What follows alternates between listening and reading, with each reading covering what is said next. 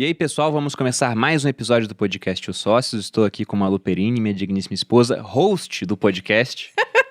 Que o pessoal acha que é teve rosto, essa né? brincadeira, Olá, pessoal, sejam bem-vindos.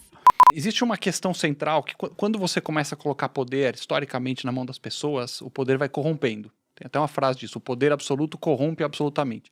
Então, de certo modo, a história humana é permeada por ditadores, tiranos, imperadores, geral, que podem literalmente te buscar.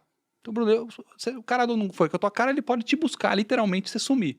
E a partir do iluminismo, Montesquieu, a gente aprendeu isso na escola, veio a ideia revolucionária na época de você pegar o poder, que é um poder que corrompe, que deixa os seres humanos ávidos, não porque...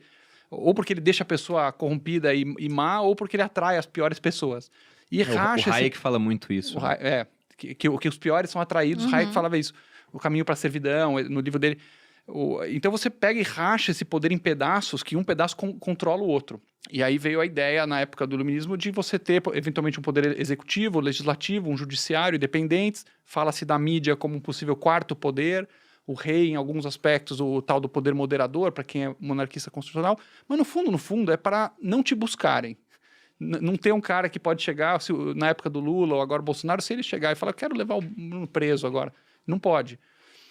Então isso está no fundo da questão. E aí você vai fazendo checks and balances, como falam lá nos Estados Unidos, no sistema deles foi o mais bem sucedido da história, a Revolução Americana desde 1776, se não me engano, nenhum golpe militar, sucessão de presidentes um após o outro. A nossa Constituição é muito modelada à imagem e semelhança da americana. Na teoria é bastante inspirada na Constituição americana. É que a gente complicou um pouco mais, botou uns artigos a mais. Né? Pouca coisa a mais, pouca coisa. Desculpa, eu me expressei mal.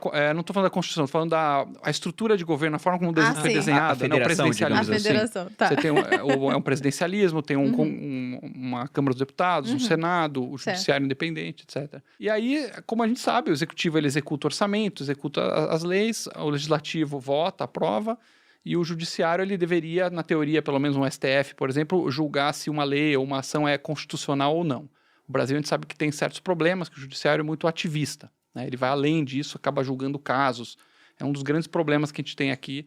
Você tem um STF, por exemplo, que tem uma pilha de processos contra os próprios parlamentares. Então fica aquele infinito da impunidade. Né? Um parlamentar começa a falar, caramba, pode ser que esse ministro está cometendo algum abuso aqui e tal, vamos tentar abrir um impeachment, aí recebe uma ligaçãozinha. Alô, ministro?